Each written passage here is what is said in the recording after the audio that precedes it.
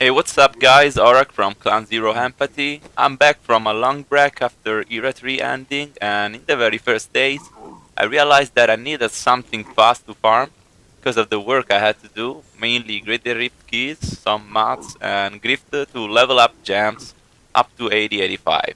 So I've made this LoN Sprinter build, which basically has the same concept of a lone walker, but is definitely more viable on Torment 13 and medium tier GRift like 70-75.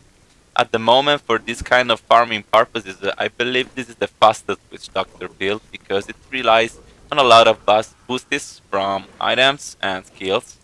Pay attention to one thing: to be the fastest Witch Doctor build doesn't mean is this the fastest between all classes, because we can't manage trash mobs like other classes.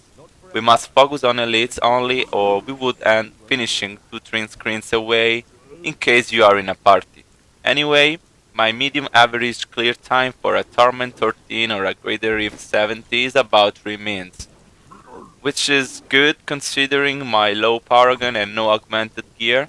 So this being said, this LoN Sprinter is for players who mainly play Witch Doctor and add time to gear up all the ancient pieces. This gear up part is the most hard one because it will take some time and seasonal players may have some troubles at the beginning. Let's make a backstep. As I said before, there are already some speed farm builds for Witch Doctor. The most known are Lone Walker, which is based on Logwood Worm and Gargs. Then there is Helltooth Gargs with Angry Chicken. Honestly, I don't like the first one since Blizzard increased Torment's level. The Helltooth Gargantuans instead is the one that I use for bounties, because there are way less elites to proc the core item of every lone speed build, which is Ingeum, while the chicken is the right compromise to perform well for that kind of purpose.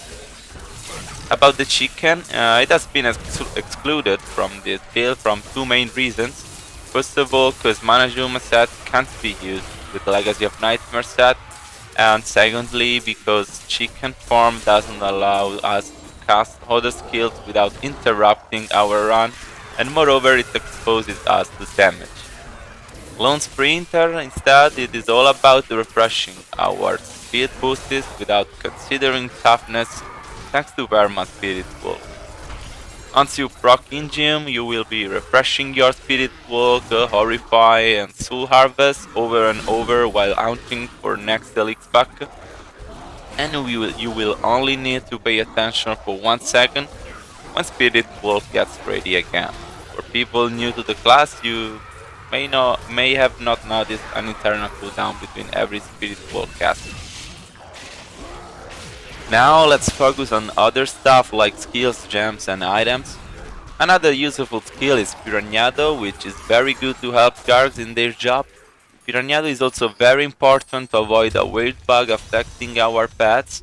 In fact, they don't attack enemies if pets are not provoked, which means you don't have to engage a pack with Horrify, but you need to cast Piranhado first. In case you notice guards not attacking your enemy, then just cast Piranhado to interrupt the siege. So remember, once you have seen your next elite, stop for a moment in Piranhado range and cast it, and then go in. To make your gameplay easier, especially during long session of farming, I suggest you to help yourself with a minor macro to refresh what you prefer. Absolutely don't use programs like AutoHotkey, which will cost you a ban. Now let's talk about the damage boost. As shown in the video, LoN bonus is pretty much enough for Torment 13, but anyway there are multiple ways to increase your power through items, skills and gems.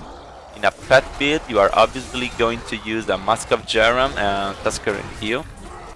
Your Mask of Jerem doesn't need to be capped at 100%, you only need it as ancient version, because the bonus granted by LoN is higher than the one given by the mask, especially considering that the mask bonus goes into elemental damage calculation, so it's not as shown on item description but is lower. Other items are Axing Pants of Mr. Young and the Harrington Waistguard for normal Rift only. Other buffs will come from your active and passive skills, which are Confidence Ritual, Gruesome Feast, Midnight Feast, Sacrifice, Soul Harvest, and Piranhas, of course. Your gems will be the Enforcer, Bane of the Trapped, which is self-procced by Gargantuas, and Bane of the Powerful.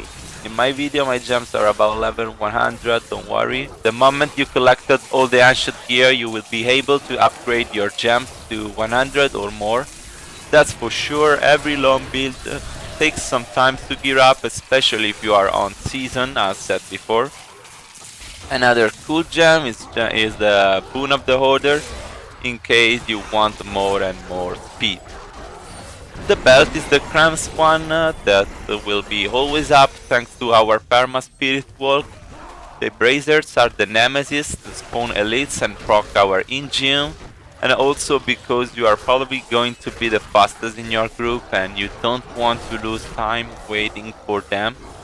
On the shoulder slot we use homing pads to come back to town quickly. You can use something different when farming speed, GRift, because nobody will have an interrupt your recall.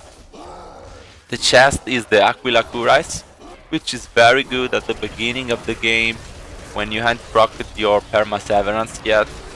The Mojo is the Homunculus, so we can sacrifice our dogs and gain DPS, but keep in mind to do not sacrifice them while standing, or you will incur in Exing Pants Malus.